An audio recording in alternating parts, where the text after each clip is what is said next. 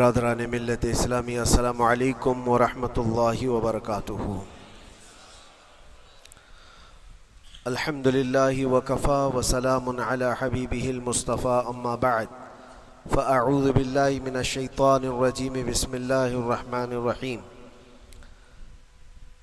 ارأیت من اتخذ الہہ ہواہ افانت تکون علیہ وکیلا ام تحسب ان اکثرهم يسمعون او يعقلون انهم الا كالانعام بل هم اضل سبیلا۔ صدق اللہ مولانا العظیم۔ بارگاہ رسالت معاب صلی اللہ علیہ وسلم میں درود پاک کا ہدیہ پیش کریں۔ اللہم صلی علی سیدنا و مولانا محمد معدن الجود والکرم وآلہ واصحابہ الکرام وابنہ الکریم وبارک وسلم صلاة دائمة سرمدا ابدا۔ رب ذوالجلال قرآن عظیم میں یوں ارشاد فرماتا ہے، اے رسول کیا آپ نے نہیں دیکھا ان لوگوں کو جنہوں نے اپنی خواہشات کو اپنا خدا بنا لیا ہے، اپنی خواہشات کو اپنا معبود بنا لیا ہے، جو وہ چاہتے ہیں اسی کے پیچھے بھاگتے ہیں، اس کی عبادت کرتے ہیں۔ اور اللہ تعالیٰ فرماتا ہے، اے نبی کیا آپ ایسوں کی سفارش کریں گے اور ایسوں کے آپ وکیل بنیں گے جو اپنے خواہشات کے پجاری ہیں؟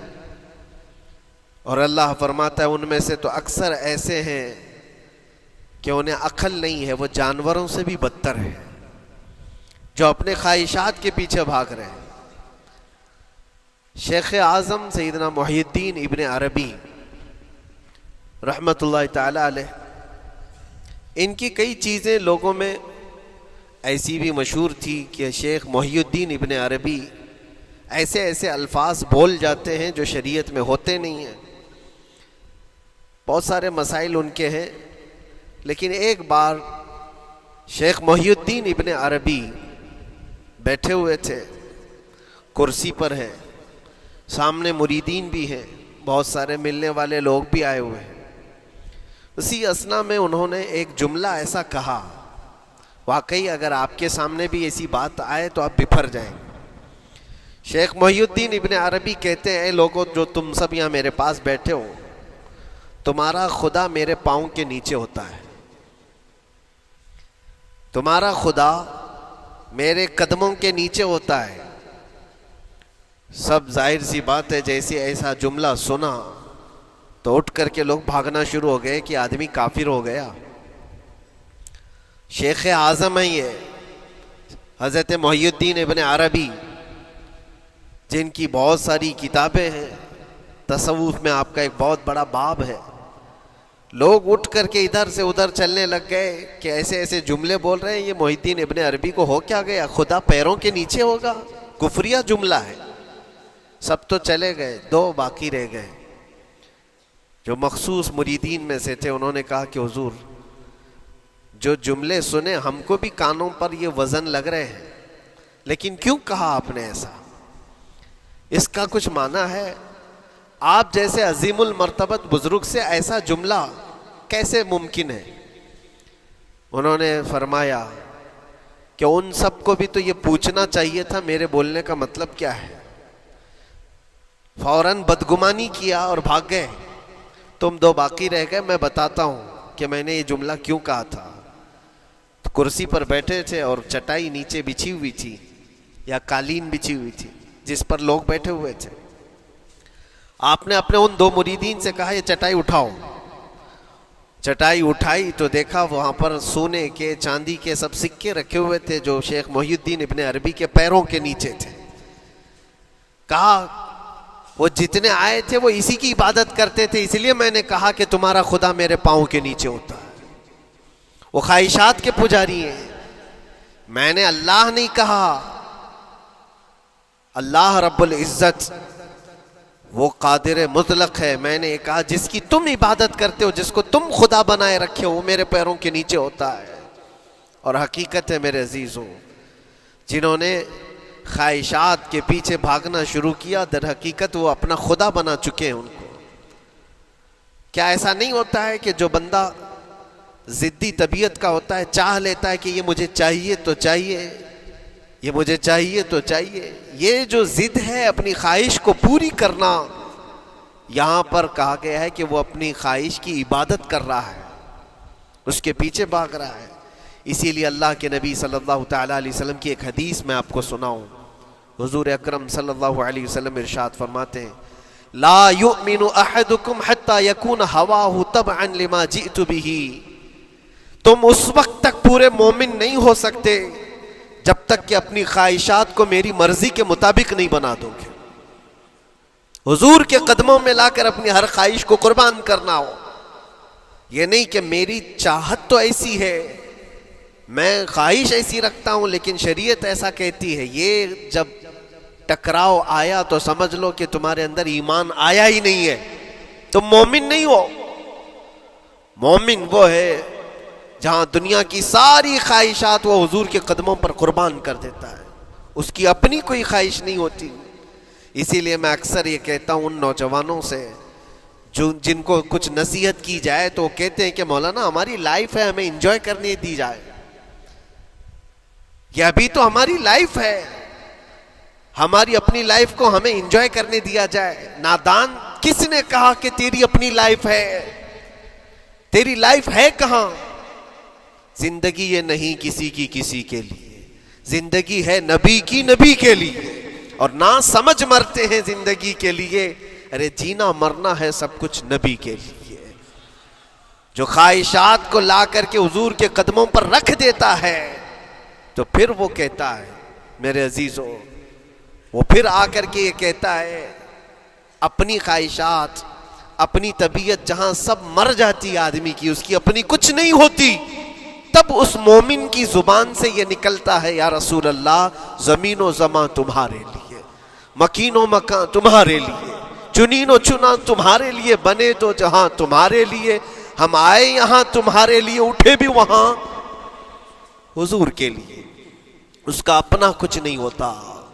اپنی خواہش ہوگی تو میں کرتا رہے گا، اور جتنی خواہشات کے پیچھے بھاگتا رہے گا دنیا اس کا پیچھا کبھی نہیں چھوڑتی، اور نہ ہی دنیا اس کو کبھی سیراب ہونے دے گی، کبھی پیٹ بھرنے دے گی ہی نہیں. وہ بھوکا ہی رہے گا، وہ پیاسا ہی رہے گا جو دنیا کے پیچھے بھاگتا ہے. ایک مرتبہ سیدنا عبداللہ ابن مسعود رضی اللہ تعالیٰ عنہ غمگین بیٹھے ہوئے تھے، کسی بات کا غم ہوگا. نبی پاک صلی اللہ تعالیٰ علیہ وسلم کا گزر ہو رہا تھا. آپ نے دیکھا، حضرت عبداللہ ابن مسعود سے پوچھا کہ غم کیوں ہے؟ تو آپ خاموش رہے. تو اللہ کے نبی صلی اللہ علیہ وسلم نے ایک جملہ فرمایا جو آج ہم سب کے لیے سبق ہے میرے عزیزوں. فرماتے ہیں لا تکثر ہمک ما یقدر یکن. اپنے غم کو زیادہ مت بڑھا، جتنا لکھا ہے اتنا مل کے رہے گا. وما ترزق یأتک. جتنا اللہ نے رزق لکھا ہے وہ آ کر رہے گا، وہ تیرے پاس آ جائے گا. غم کب بڑھتے ہیں انسانوں کے؟ ہمارے اندر جو ٹینشن جس کو آپ کہہ رہے ہو، فرسٹریشن کہہ رہے ہو، یہ سب چیزیں انسان کی زندگی میں کب آتی ہیں؟ جب یہ اپنی لو اور اپنی خواہشات دنیا سے لگاتا ہے. خالق سے اگر لگاتا ہے تو پھر اس کے غم نہیں بڑھتے، بلکہ غموں کا مداوا ہے. اسی لیے بزرگوں نے فرمایا کہ اگر ٹینشن فری جینا چاہتے ہو تو انسانوں سے امیدیں کم کر لو، اللہ کی ذات سے یقین بڑھا لو، اس کی ذات سے یقین بڑھاؤ. ہم نے دیکھا ہے اپنی زندگی میں جس سے ہم ملتے رہے، جس سے کچھ خواہشیں رکھتے رہے یا جس کے متعلق کچھ امیدیں وابستہ کر رکھی، یہاں امیدیں ٹوٹ جاتی ہیں، پھر انسان کا غم بڑھتا ہے، انسان مغموم ہو جاتا ہے. اللہ کی ذات سے جو وابستہ ہوا اور وہاں جو آس لگایا وہ ہر دن بشاشت کے ساتھ جیتا ہے، یقین کے ساتھ جیتا ہے. اسی لیے میرے عزیزوں، یہاں جس نے بھی اپنے خواہشات کو دنیا کے ساتھ لگایا ہے اسے کم کرنا ہے. لا تکثر ہمک ما یقدر یکن. اللہ کے نبی فرماتے ہیں اپنے غموں کو زیادہ مت کر، جتنا لکھا ہے اتنا تجھے مل کر رہے گا. اس دار فانی میں، اس عمل کی دنیا میں ہم نے اپنے بہت ساری چیزیں پھیلا رکھی ہیں. ایک چیز میں آپ کو بتاؤں کہ کبھی کبھار میں دیکھتا ہوں موبائل کو، اب سب کے ہاتھوں میں موبائل ہے، اور کبھی کبھار یہ اسٹک بھی ہوتا ہے. اچھی اچھی کمپنیوں کے موبائل بھی اسٹک ہو جاتے ہیں. یا تو کبھی بہت زیادہ بیٹری گرم ہو جاتی ہے اور موبائل بھی گرم ہونے لگتا ہے. پھر اس کا حل کیا ہے؟ ایکسپرٹ سے پوچھتے ہیں موبائل کبھی ہینگ ہو رہا ہے یا کبھی بہت بیٹری گرم ہو رہی ہے, اس کے ریزن کیا ہیں؟ تو وہ ایکسپرٹ یہی بتاتے ہیں کہ اس کے اوپر اوور لوڈ ہو سکتا ہے, بہت زیادہ اس میں ڈیٹا جمع ہو چکا ہے اور پھر بیک گراؤنڈ میں ایکٹیو ہے بہت زیادہ, جس کی وجہ سے بیٹری ہارمفل ہے, بہت زیادہ گرم ہو جاتی ہے. یا تو پھر ایک ساتھ کئی چیزیں اس کے اندر ڈال دی جاتی ہیں تو اس کا پروسیس کم ہو جاتا ہے, اسٹک ہو جاتی ہے. یہ تو موبائل ہے جو تمہیں سکھا رہا ہے. یہی چیز ہے دنیا کے ہمارے اس لائف میں, ہماری زندگی میں بہت زیادہ چیزیں اگر دماغ میں آ جاتی ہیں تو پھر دماغ گرم بھی ہو جاتا ہے اور اسٹک بھی ہوتا ہے, ہر چیز سوچنے سے بھی عاری ہو جاتا ہے, صحیح طریقے کے فیصلے نہیں لے پاتا. اچھا نقصان کیا ہے اس کا؟ سیم ہم نے موبائل ایکسپرٹ سے بھی پوچھا, جب موبائل بہت زیادہ گرم ہونے لگے یا اسٹک ہونے لگے تو اس کو کیا کرنا چاہیے؟ تو ایکسپرٹس بتاتے ہیں کہ اس کے ریڈیشن بہت زیادہ ہوتے ہیں اس وقت اور یہ نقصان پہنچا سکتا ہے. جو استعمال کر رہا ہے اس کے دماغ پر بھی اثر کرے گا, آس پاس کے لوگوں پر بھی اثر کرے گا. ایک موبائل کے اوپر اگر زیادہ لوڈ آ جائے تو اس کے ریڈیشن آس پاس سب کو خراب کرتے ہیں. یہی حال انسان کی زندگی کا ہے. تمہارے دماغ کے اوپر اگر غم زیادہ بیٹھ گئے اور بہت زیادہ دماغ حاوی ہو گیا تو خود کا تو نقصان کرو گی ہی, آس پاس جتنے ہیں سب کا نقصان کرو گے. تمہاری وجہ سے تمہارے ماں باپ بھی پریشان, تمہاری اولاد, تمہارے بیوی بچے سب اس پہ ان سب چیزوں میں ملوث ہو جاتے ہیں. اب اس کا علاج کیا ہے؟ کہا گیا موبائل کو آف کر دو, ڈیٹا کم کر دو, اس کے اندر سے کچھ چیزیں ڈیلیٹ کر دو, پھر یہ اپنے نارمل حالت میں آ جائے گا. سیم آپ کے لیے بھی ہے, دماغ میں دنیا کے بہت سارے فطور بھرے ہو تو تھوڑی چیزیں ڈیلیٹ کر دو, تھوڑے دنوں کے لیے اپنی اس ایکٹیو لائف کو روک دو اور آ جاؤ اللہ کی بارگاہ میں اور آنکھ بند کر کے اس کی طرف لو لگاؤ. اس لیے کہ ہماری بیٹری جو چارج ہوگی وہ خالق کائنات سے ہی ہوگی, بنانے والا ہی بہتر جانتا ہے اس کی زندگی کس چیز سے چلتی ہے. اور اسی لیے کہا ہے, امام غزالی رحمۃ اللہ تعالی علیہ فرماتے ہیں جو بندہ اللہ کے ذکر سے کئی دن تک غافل ہوتا ہے تو مردہ لاش ہے جو چل رہا ہے, بازاروں میں جو چل پھر رہا ہے, ذکر الہی نہیں کرتا تو اس کی روح ختم ہونے کے قریب آئی ہے, یہ زندہ لاش ہے. یہاں زمانے ہو گئے, مہینوں بیت گئے, برسوں ہو جاتے ہیں, کتنے دن ایسے ہیں آپ نے اللہ کے ذکر کے لیے الگ سے وقت نکالا ہو؟ کہاں ہے وقت؟ نماز بھی ایسے پڑھ کر کے بھاگ جاتے ہیں جیسے لگتا ہے کہ کوئی چیز ہمارے اوپر سوار تھی, جلدی سے ہٹا دی اور بھاگ گیا. نہیں میرے عزیزوں, ہماری روح جب بیمار ہوتی ہے, ہماری روح کو جب بھوک لگتی ہے تو اللہ کے ذکر سے اس کا علاج بھی ہوتا ہے اور اس کو رزق بھی ملتا ہے. لیکن ہم رزق دیتے ہی نہیں. کبھی آپ نے دیکھا ہماری باڈی کو, صبح ناشتہ نہ کرو, دوپہر میں کھانا نہ کھاؤ تو شام تک ہمارا جسم ہچکولے لینے لگتا ہے, چکر آنے لگ جاتے ہیں. کیوں؟ جسم 2 وقت کے کھانے کو چھوڑنا برداشت نہیں کر پاتا, کمزوری آ جاتی ہے. جسم کو بھوک لگتی ہے, ہمیں کھانا دینا اسے ضروری ہے. اسی طرح اللہ نے ہماری جو روح بنایا ہے, روح کو بھی رزق کی ضرورت ہے. اور روح کا رزق کیا ہے؟ روح کا کھانا پینا کیا ہے؟ کاجو بادام میوے پستے کھا کر کے روح کو طاقتور نہیں بنا سکتے. فرمایا گیا روح کی غذا اللہ کا ذکر ہے. جب بندہ اللہ کا ذکر کرتا ہے تو اس کی روح کو طاقت ملتی ہے اور روح کمزور نہیں رہتی, طاقتور بن جاتی ہے. عزیزان گرامی وقار, پھر میں خلاصتاً یہ بات کہوں گا کہ ہم نے دنیا میں اتنی ساری چیزیں پھیلا لی ہیں, اتنے سارے, جس کی وجہ سے غموں کا بوجھ ہمارے دماغ پر طاری ہے. اور ایک وقت وہ آئے گا جب ساری چیزیں چھوڑ کر کے فوراً بھاگنا پڑے گا, نکلنا پڑے گا. کچھ لوگوں کے متعلق کہا گیا ہے کہ روح نکلنے کے وقت اس کو بہت تکلیف ہوتی ہے, سب کے لیے نہیں. کچھ ایسے لوگ ہیں جن کے روح نکلنے کے وقت درد زیادہ ہوتا ہے, تکلیف زیادہ ہوتی ہے مرنے کے وقت. پوچھا گیا کیوں؟ کہا کہ یہ روح جو ہے اس کی ساری بنائی ہوئی چیزوں میں اٹکی ہوئی ہے, اس کی اولاد میں بھی ہے, اس کے مال میں بھی لگی ہوئی ہے, اس کے گھر میں بھی لگی ہوئی ہے، اس کے جائیداد میں بھی لگی ہوئی ہے۔ روح جب نکل رہی ہوتی ہے ان سب چیزوں سے بھی نکل رہی ہے، جہاں جہاں اس کی خواہشات لگی ہوئی تھی سب جگہ سے کھینچا جا رہا ہے، تو درد بڑھتا چلا جاتا ہے، تکلیف بڑھتی چلی جاتی ہے، اور پھر وہ جب دیکھ رہا ہوتا ہے خالی ہاتھ جا رہا ہو، تکلیف زیادہ ہوتی ہے۔ اسی لیے میرے عزیز و اللہ کے نبی صلی اللہ تعالیٰ علیہ وسلم کا جب آخری وقت آیا، آپ کے وصال کا وقت آیا، حضور نے اپنی بیویوں کو بلایا، ازواج مطہرات کو بلایا اور پوچھا کہ کس کے پاس کتنا سونا ہے، کتنا زیور ہے۔ ازواج مطہرات نے کہا میرے پاس اتنا ہے، ان کے پاس اتنا ہے، سب نے اپنے چاندی سونے کے زیورات لا کر پیش کر دیا۔ حضور پاک صلی اللہ علیہ وسلم نے فرمایا اے میری بیویوں، اے میری ازواج، اگر تم چاہو تو یہ سب اللہ کی راہ میں خیرات کر دو، اللہ کی راہ میں اس کو وقف کر دو، خیرات کر دو۔ بیویوں نے پوچھا یا رسول اللہ صلی اللہ علیہ وسلم، کیا آج سے سونا چاندی پہننا حرام ہو گیا ہے؟ کیا ہمارے لیے ناجائز ہو گیا ہے؟ نبی پاک صلی اللہ علیہ وسلم نے فرمایا نہیں، زینت تو تمہارے ہی لیے ہے، سونا اور چاندی تمہارے لیے ہے، حرام نہیں ہے، ناجائز نہیں ہے، لیکن میں دیکھ رہا ہوں میری زندگی کا آخری وقت آ گیا، میں رب ذوالجلال کی بارگاہ میں جانے والا ہوں، میں یہ چاہتا ہوں کہ اس حال میں دنیا سے جاؤں کہ میرے گھر میں سونا چاندی کا کوئی ٹکڑا پڑا ہوا نہ ہو اور اللہ کی بارگاہ میں فقیر اٹھایا جاؤ۔ یہ نبی پاک صلی اللہ تعالیٰ علیہ وسلم کی خواہش ہے کہ میں اللہ کی بارگاہ میں اس حال میں جاؤں کہ میرے گھر میں کوئی چیز رکھی ہوئی نہ ہو، سونا اور چاندی، مال و دولت۔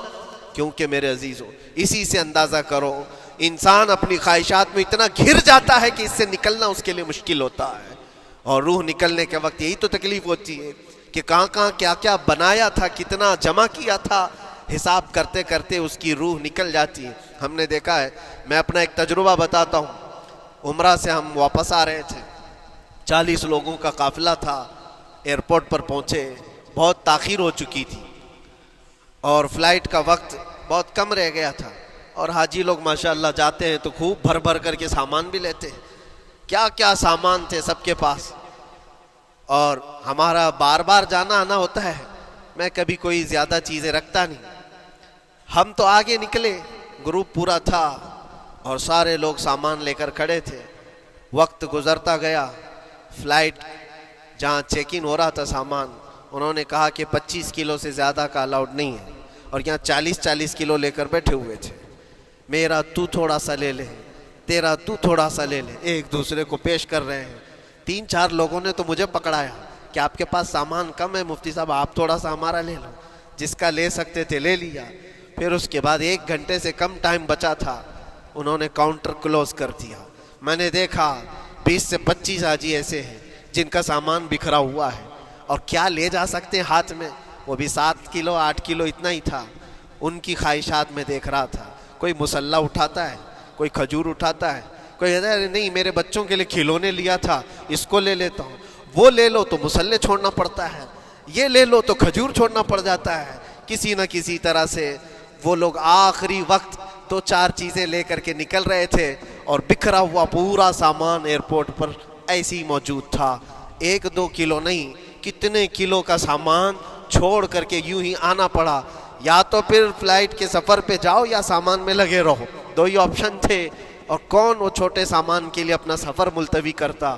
واپس آئے، حسرت بھری نگاہوں سے دیکھتے رہے اپنے سامان کو، اور پھر اندر آ کر جب بیٹھے میرے ذہن میں یہ بات گونجنے لگی، یہی حالت ہوتی ہوگی جب انسان دنیا سے جا رہا ہوتا ہے، جب یہاں سے رخصتی کا وقت آتا ہے اور ملک الموت سر پر آ کر کھڑا ہو جاتا ہے، روح نکلنے کے لیے بھی تھوڑا سا وقت باقی ہے، بس منٹوں میں بھی نہیں رہ گیا۔ جب اس کو نظر آتا ہے، اب یہ سوچتا ہے اتنی نمازیں باقی رہ گئی، اتنی زکوٰۃ بھی رہ گئی، حج بھی تھا، اور بھی کچھ چیزیں کسی کے دینے کے باقی تھے، قرضے بھی تھے، کس چیز کی نصیحت کروں، کس چیز کی وصیت کروں؟ فلاں جگہ ایک گھر خرید کر کے اس کے ڈاکیومنٹ تو وہاں رکھا تھا، بیٹے کو بھی نہیں بتایا، بیٹی کو بھی نہیں بتایا، پتہ نہیں کس کے ہاتھ لگ جائے گا۔ یہ خواہشات گھومتی رہتی ہیں، وہ کسی کو بتا بھی نہیں پاتا، ادھر ملک الموت روح نکال کر نکل پڑتی۔ یہ انسان کی شارٹ لائف ہے، مختصر سی زندگی ہے، جہاں یہ خواہشات دھری کی دھری رہ جاتی ہیں۔ اسی لیے شیخ سعدی نے بہت اچھی بات فرمائی، ایک بادشاہ نے اعلان کیا تھا اپنے وزیروں میں سے ایک کو، اس سے بہت خوش ہوا اور کہا جا آج تجھے میں اتنی جائیداد دوں گا،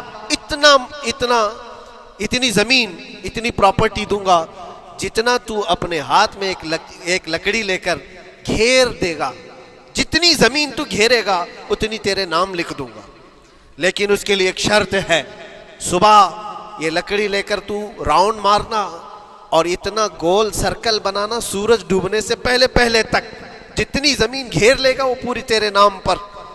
اس نے سوچا کہ اتنی بڑی زمین میں گھیر سکتا ہوں ایک پورے دن۔ میاں ممبئی والے اچھی طرح جانتے ہیں 4x4 کی جگہ مل جائے تو یہاں کتنی بڑی غنیمت ہوتی، اور اس بندے کو بادشاہ نے کہا لکڑی ہاتھ میں لے لے اور لکیر کھینچ، شام ہونے سے پہلے جتنا کرے گا پورا تیرے نام پر۔ وہ نکلا اور جب لکیر کھینچتے جب چلنے لگا، پیچھے مڑ کے دیکھتا تھا بہت لمبی ہو گئی ہے، اتنی زمین میرے نام پر ہونے والی ہے۔ دوپہر ہو گئی، وہ واپس آنا نہیں چاہ رہا ہے، واپس آ کر کے سرکل پہ ختم تو کرنا ہے جہاں سے شروع کیا تھا۔ سوچتا اور تھوڑا کرتے کرتے وہ اثر ہو گئی اس کی۔ اب اس کو لگا کہ واپس پلٹنا چاہیے، کئی کلومیٹر ہو گئے تھے، اتنے کلومیٹر کی زمین اب وہ اپنے نام پر کروانے والا تھا، لیکن جب واپس پلٹنے کا وقت آیا سانس پھولنے لگ گئی، کیونکہ صبح سے چل رہا ہے، کھایا بھی نہیں ہے، پیا بھی نہیں ہے، جس چیز کو جمع کرنے کے لیے دوڑتا رہا۔ اب سورج پیلا پڑ گیا، ڈوبنا کے وقت قریب آنے لگا تو اب بھاگنا شروع کیا۔ بادشاہ اور اس کے وزیر انتظار کر رہے تھے کہ یہ لوٹے گا بھی۔ اب دیکھا بڑی دور سے یہ دوڑتا آ رہا ہے، اپنی لکڑی کو لکیر زمین پر کھینچتے ہوئے کہ جلد سے جلد اپنے اس پوائنٹ پر پہنچ جاؤں جہاں سے شروع کیا تھا۔ سانس پھولنے لگ گئی، دوڑتے ہانپنے لگ گیا، سورج ڈوبنے کے قریب آ گیا، آخری کرنیں باقی تھی اور اس کا پوائنٹ بھی قریب آ گیا تھا۔ دوڑتے کسی طرح سورج غروب ہونے سے پہلے پہنچ گیا وہاں پر، لیکن کثرت سے بھاگنے کی وجہ سے ٹھوکر کھا کر کے گر گیا اور اپنے اس پوائنٹ پر لکڑی لا کر کے جمع کر دیا۔ بہت بڑا سرکل، بہت بڑی لکیر کھینچا تھا، لیکن ایسا گرا کہ دوبارہ اٹھ نہیں سکا۔ جب سپاہی اٹھانے کو آئے تو اس کی موت ہو چکی تھی، اس کی روح نکل چکی تھی، اتنا دوڑا تھا اس کی روح نکل گئی۔ بادشاہ نے کہا اس نے صبح سے لے کر شام تک اپنے نام جائیداد کرنے کے لیے اتنی دوڑ لگائی، بہت لمبی لکیر کھینچا، اتنی بڑی پراپرٹیز کے نام پر ہوتی، لیکن عقل مند دانشور تھا بادشاہ۔ اس نے کہا جہاں یہ گرا ہے وہیں اس کو دفن کرو، اور اس کے بعد اس کی قبر پر لکھا گیا تھا کہ اس کو ضرورت اتنے 2 گز زمین کی تھی، دوڑتا کتنا لمبا رہا، صبح سے شام تک اتنی لمبی لکیر کھینچ لیا، لیکن سونے کے لیے اس کو جو جگہ چاہیے تھی وہ بس اتنی ہی سی تھی، وہ 6 فٹ کی جگہ۔ عزیزان گرامی، یہ ایک زندگی کے کسی کا حادثہ ہو سکتا ہے، لیکن میں نے دیکھا ہے کہ تقریباً سب کی لائف میں یہی ہے۔ ہم اپنی خواہشات کے پیچھے اتنی تیز دوڑتے رہتے ہیں، لیکن جس چیز کی ہمیں ضرورت ہے اس کی طرف ایک بار بھی نظر نہیں کرتے۔ کون سی چیز ہے جس کی ہمیں ضرورت ہے؟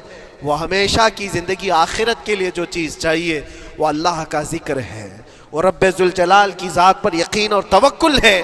آج اللہ نے صحت و سلامتی کے ساتھ زندگی دی ہے تو وقت نکالو اور بارگاہ رب العزت میں آ جاؤ۔ میرے عزیزوں، آخری بات عرض کرتا ہوں، خواہشات جہاں ختم ہونی چاہیے وہ کیسی ہے؟ اللہ کے نبی صلی اللہ تعالیٰ علیہ وسلم مجلس میں بیٹھے، ایک صحابی کا مسئلہ ایسا تھا کہ وہ صبح جلدی دوڑ کر کے چلے جاتے تھے۔ صحابہ نے ان کی شکایت کی کہ یہ فجر میں اتنی جلدی چلے جاتے ہیں کہ کسی سے ملتے ہی نہیں۔ حضور نے پوچھا کہ وجہ کیا ہے؟ ان سے پوچھا گیا تو انہوں نے کہا یا رسول اللہ صلی اللہ علیہ وسلم، میرا گھر ایک یہودی کے گھر سے لگا ہوا ہے، اور یہودی کے گھر پہ ایک کھجور کا درخت ہے جس کی شاخیں میری آنگن میں بھی آتی ہیں، اور پکی کھجوریں صبح صبح میرے آنگن میں گر جاتی ہیں۔ میں اس لیے جلدی دوڑ کر کے جاتا ہوں، میرے بچے اٹھنے سے پہلے وہ کھجوریں جمع کر کے میں اس یہودی کو دے دوں کہ کہیں انجانے میں میرا کوئی بچہ وہ کھجور کھا نہ لے، ہمارے لیے وہ حلال نہیں ہے۔ یہ صحابی رسول کا عمل تھا۔ اللہ کے نبی صلی اللہ علیہ وسلم نے فرمایا اپنے بچوں کو حلال کھلانے کے لیے اتنی فکر۔ عزیزان گرامی وقار، آپ سنیے، یہ تو حالات ایسے ہو گئے یہاں بڑے بڑے درخت ہی نگل گئے, کھجور تو چھوڑے, ڈکار بھی نہیں. حرام چیزوں کے اوپر تو کئی لوگوں کی زندگی آباد. خیر, حضور پاک صلی اللہ علیہ وسلم نے ان کا مسئلہ دیکھ کر کے, ان کی تکلیف کو دیکھ کر کے اپنے صحابہ میں اعلان کیا, کوئی ہے جو اس یہودی کا درخت خرید کر کے میرے اس صحابی کو دے دے, میں اسے جنت میں پورا باغیچہ عطا کروں, جنت میں پورا باغ اسے عطا کروں. صحابہ ظاہر سی بات ہے, ایک بار حضور نے فرمایا تو پھر اس کو حاصل کرنے کے لیے ایسی دوڑ لگتی تھی, سب گئے میں حاصل کر لوں, میں حاصل کر لوں. اب اس یہودی کو منانا تھا کہ تو ایک درخت جو ہے اپنے پڑوسی کو بیچ دے, آنگن میں اس کے ہے, بیچ دے. اب اس کو لگا کہ ان لوگوں کی ضرورت ہے, مجبوری ہے, تو وہ بھی اکڑ کر بیٹھا کہ مجھے بیچنا نہیں, مجھے دینا نہیں. اب سنیے میرے عزیزوں, مدینے میں ایک صحابی ہیں ابو دحداح, اللہ اکبر, کبھی میں پڑھتا ہوں تو حیرت ہوتی ہے. ابو دحداح مدینے کے اس صحابی کا نام ہے جن کا باغیچہ پورے مدینے میں سب سے مشہور ہے, ان کی کھجوریں سب سے مہنگی کھجوریں. اوالی مدینہ آج بھی مشہور ہے, جہاں کی اجوا کھجوریں بہت پسند کی جاتی ہیں.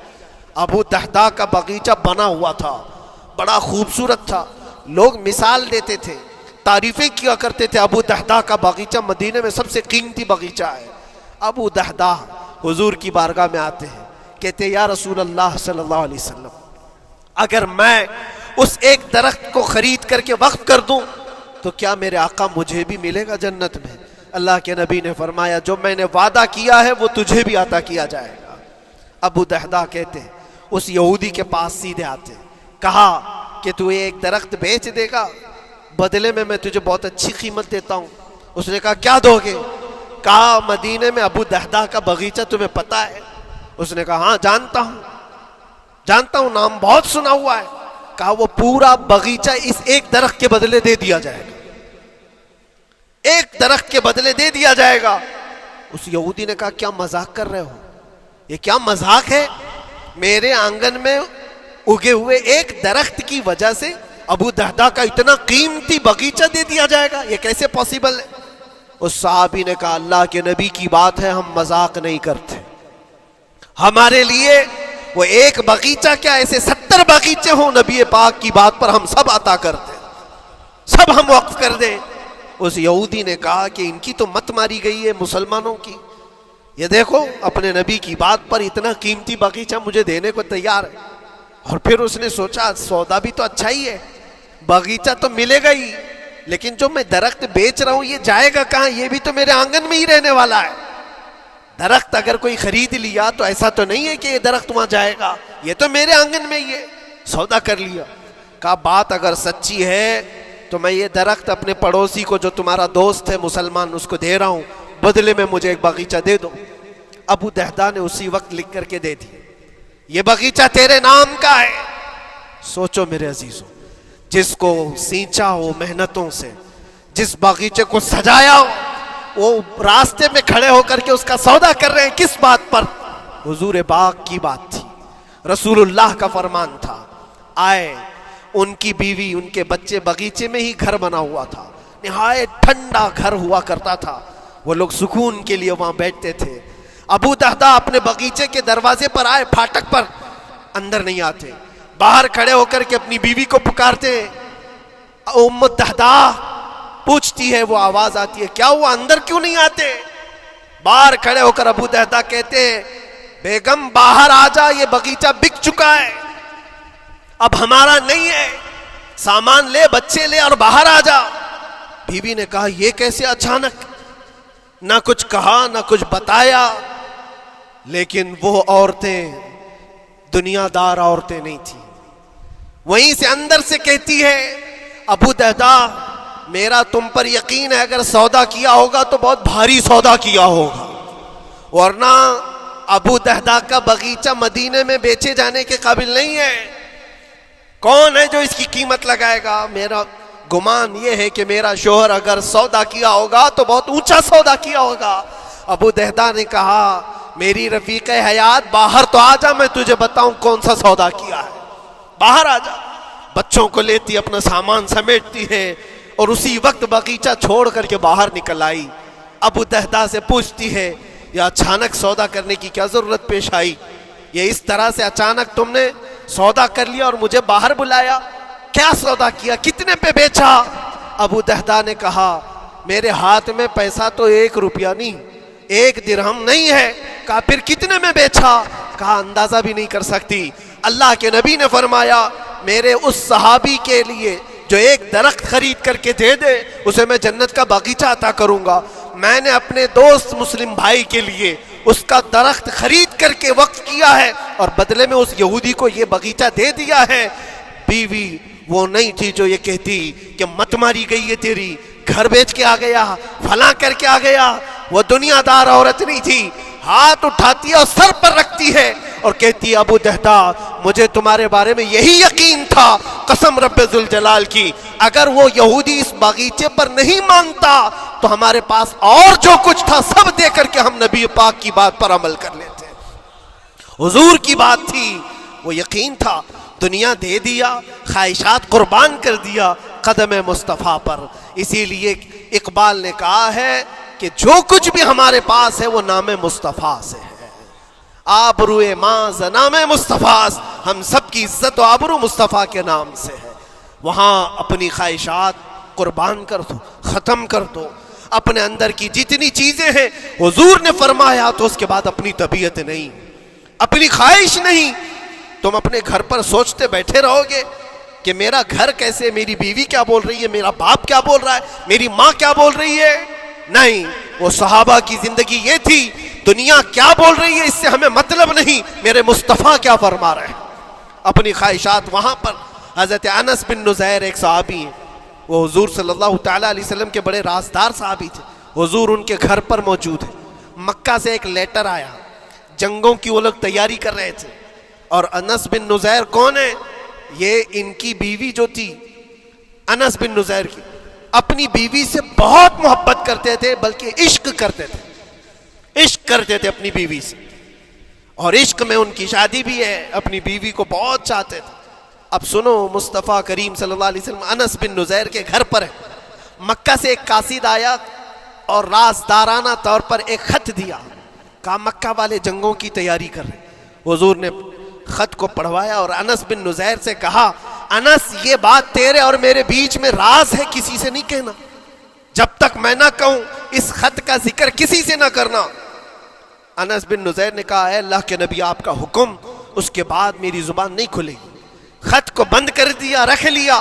حضور جب تشریف لے گئے گھر سے، ان کی بیوی، ان کی محبوبہ، ان کی رفیق حیات جس کو بہت زیادہ چاہتے تھے آئی، کہا انس رسول اللہ گھر پر آئے تھے، کچھ راز کی بات چل رہی تھی، کیا بات چل رہی تھی؟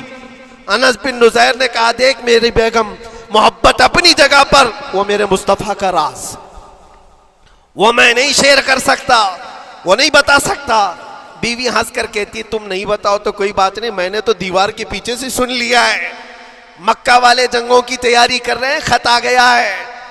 انس بن نزیر نے اپنی بیوی سے اتنی بات سنی، سیدھے جا کر کے گلا پکڑ لیا، گردن کو دبوچ دیا اور کہا اس وقت تک میں تیری گردن نہیں چھوڑوں گا جب تک میرے مصطفیٰ کا فرمان نہ آ جائے۔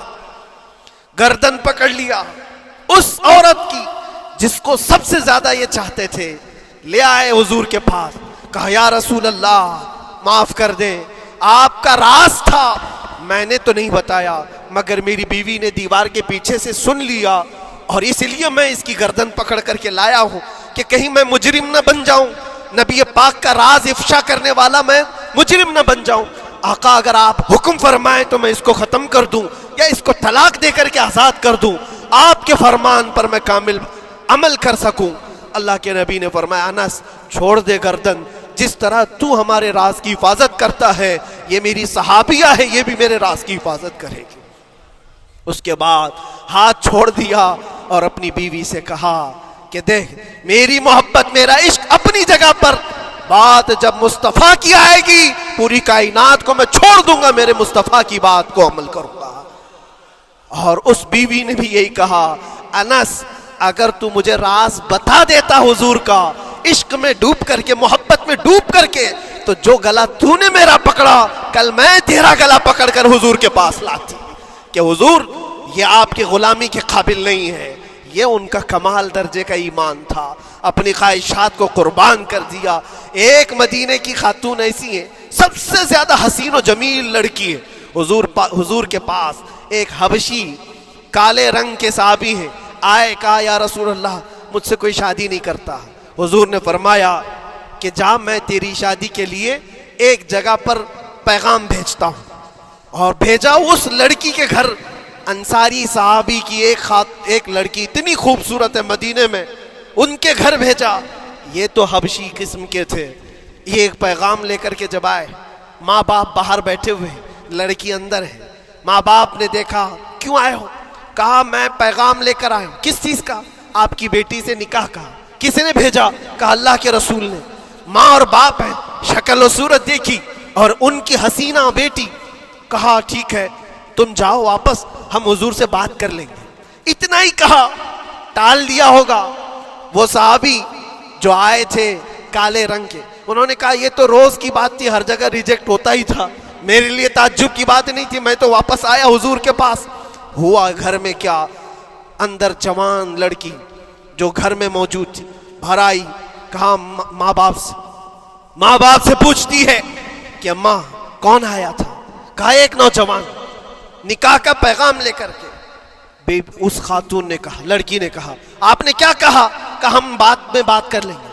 کہا آپ کو اندازہ نہیں آپ نے کتنی بڑی خطا کی ہے، اللہ کے نبی کا فرمان آیا تھا اور آپ نے ٹال دیا، میں تیار ہوں اس کے ساتھ نکاح کرنے کے لیے، نبی پاک کا حکم ہے۔ ماں باپ نے کہا بیٹا تو نے دیکھا ہے، بیٹا تو نے دیکھا جو پیغام لے کر کے آیا تھا وہ تیری میچنگ کا ہے یا نہیں، تو نے دیکھا؟ اس نوجوان نے کہا، اس لڑکی نے کہا میں نے پیغام لے کر آنے والے کو تو نہیں دیکھا، آمینہ کے لال کو تو دیکھا ہے، جس نے پیغام بھیجا ہے اس کو دیکھا ہے، اس کے حکم کے بعد پھر کسی کو دیکھنا بنتا ہی نہیں ہے۔ وہ دونوں ماں باپ دوڑتے ہوئے حضور کے پاس آئے، اور وہ صحابی ابھی بتا ہی رہے تھے کہ میں ریجیکٹ ہو کر کے آیا ہوں، تبھی ماں باپ بھی دوڑ کر کے آئے، کہا یا رسول اللہ خطا ہو گئی، ہم نے تاخیر کی آپ کے حکم میں، اے اللہ کے نبی ہم راضی ہیں، اپنی بیٹی کا نکاح انہی کے ساتھ کریں گے جن کا پیغام آپ نے بھیجا ہے۔ کیا اپنی خواہشات کو حضور کے قدموں میں لا کر قربان نہیں کیا؟ لیکن نکاح ہوا بھی۔ وہ نوجوان عبداللہ اسود نکاح کا ہے، حضور نے نکاح کروا دیا مسجد نبی، اور حضرت عثمان سے کہا کہ ان کو کچھ پیسہ دے دو، مال دے دو، شادی کا سامان تو خرید لے، جہیز لے لے، اپنا گھر سجا لے۔ ان کو صحابہ نے پیسے دیے، غریب تھے، میں بازار میں جا کر اپنی شادی کا سامان خرید رہے تھے، شام کے وقت اعلان ہو گیا مشرکین مکہ نے مدینے پر حملہ کیا ہے، اللہ کے نبی جہاد میں نکل رہے ہیں۔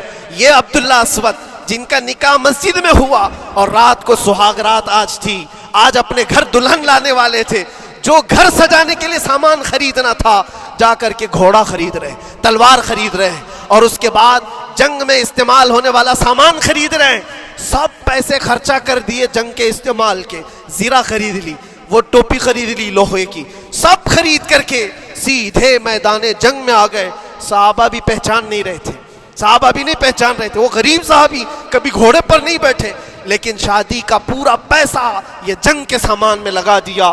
اور جب جنگ شروع ہوئی احد کی، میدان جنگ میں جب صحابہ لڑ رہے تھے، حضور پاک پوچھتے ہیں اپنے صحابہ سے، یہ ایک جوان ہے جو پورا چہرہ ڈھکا ہوا ہے، گھوڑے پر بیٹھا ہے، جوان مردی کے ساتھ لڑ رہا ہے، اے میرے صحابہ جانتے ہو کون ہے یہ؟ صحابہ غور سے دیکھتے اور کہتے یا رسول اللہ یہ مدینے کا نہیں لگتا، ہمارے آپس کا نہیں ہے، کہیں باہر سے آیا ہے۔ حضور نے فرمایا جا کے غور سے دیکھو، اس کی کالی کالی کوہنیوں سے میں پہچان رہا ہوں، وہ میرا عبداللہ اسود ہے، آج میں نے اس کو شادی کے لیے پیسے دیے تھے، وہ سارے پیسوں سے یہ جنگ کا سامان خرید کر کے لایا ہے۔ شام ہونے سے پہلے خبر آئی عبداللہ اسود کو ظالموں نے شہید کر دیا تھا، قتل کر دیا تھا، اور وہ مٹی میں گرے ہوئے تھے۔ حضور خود چل کر کے آئے، عبداللہ اسود کے پاس آ کر کے بیٹھتے ہیں اور سر اٹھا کر کے اپنی گود میں رکھتے ہیں، چہرے سے دھول کو صاف کرتے ہیں، اور پھر فرماتے ہیں اللہ کے کچھ بندے ایسے ہیں جو اللہ سے کیا ہوا وعدہ پورا کر کے دکھاتے ہیں، ساری دنیا ایک طرف، فرمان مصطفیٰ ایک طرف۔ میرے عزیزوں، یہ خواہشات کی قربانیاں ہیں جب جا کر کے ایمان تکمیل پاتا ہے۔ بس اخیر میں اتنا کہوں گا، ہمارا ایمان صرف اتنا ہونا ہے، انہیں جانا انہیں مانا، نہ رکھا غیر سے کام، للہ الحمد میں دنیا سے مسلمان گیا۔ اٹھو قوت عشق سے ہر پست کو بالا کر دو، دہر میں نام محمد سے اجالا کر دو۔ وآخر دعوانا الحمدللہ رب العالمین۔ السلام۔